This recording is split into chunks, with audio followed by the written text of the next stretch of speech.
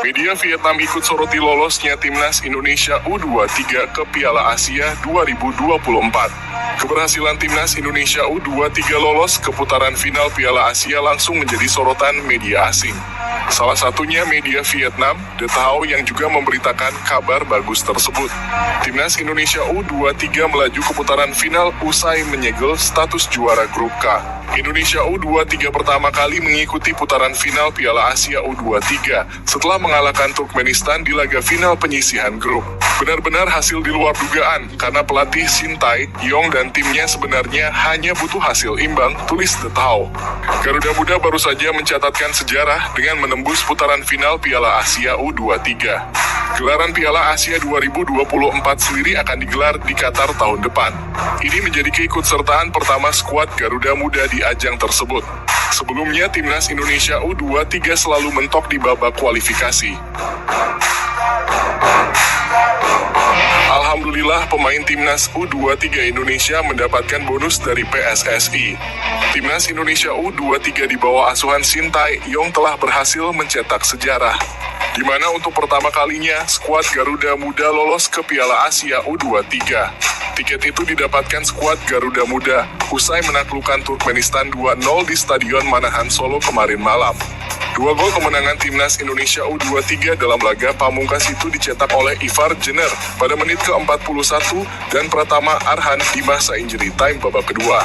Beberapa waktu lalu, anggota Komite Eksekutif PSSI, Henry Irawan, mengatakan bahwa PSSI telah menyiapkan bonus yang akan diberikan kepada timnas U23 Indonesia.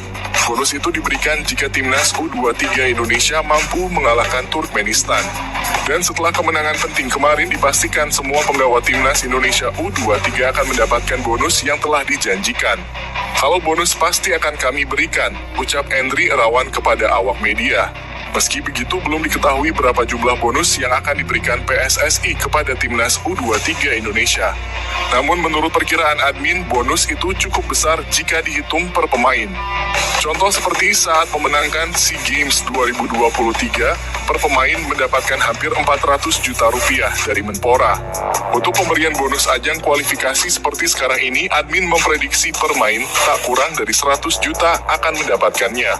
Dengan usia yang masih sangat muda, ini akan membuat para pemain lebih bersemangat lagi mengembangkan karirnya di sepak bola dan terus memajukan timnas Indonesia ke depannya. Henry Irawan juga mengatakan pemberian bonus itu dilakukan sebagai bentuk apresiasi atas perjuangan timnas U23 Indonesia di kualifikasi Piala Asia 2024 kali ini. Untuk besarannya belum ditentukan, yang jelas ini adalah apresiasi untuk anak-anak yang sudah kerja keras di lapangan. Selayaknya mereka mendapatkan itu, tutup Henry Irawan. Apresiasi tinggi Erick Thohir pada skuad timnas U23 dan pelatih Shin Tae-yong. Dengan catatan sejarah ini, tentu saja Erick Thohir mengapresiasi para pemain. Menurutnya, perjuangan skuad Garuda Muda ini tak didapatkan begitu saja. Ia menilai bahwa hasil ini didapatkan tim merah putih melalui perjuangan keras. Erick pun mengapresiasi para pemain, pelatih, hingga ofisial timnas U23 Indonesia.